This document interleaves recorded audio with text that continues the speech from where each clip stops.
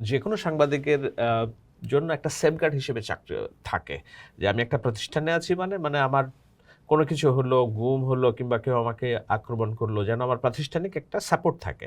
তো চাকরিটা যখন খেয়ে ফেলা হয় তখন আমার ওই সাপোর্টটাও নাই। সুতরাং তারা আমাকে ১ বছরের বেশি সময় ধরে অফিস স্ক্রিনে রাখলো এবং আম আমার চাকরি যাবে, যেকোনো সময় আমার খেয়ে ফেলবে এরকম একটা।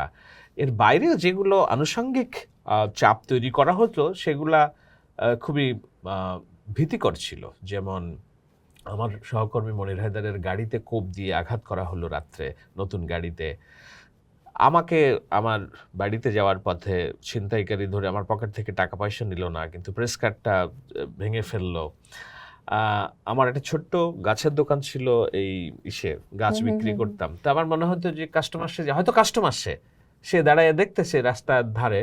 কিন্তু আমার মনে হতো এক্ষুনি মনে হয় পিস্তল বের করে আমাকে গুলি করবে। সো এই ভীতিগুলো আ একটা যে সামগ্রিক চাপ, সেইটার প্রেক্ষিতে তখন আমার একটা ইন্টেলিজেন্স তরফ থেকে আমাকে জানানো হলো যে, "you are not safe, you should leave."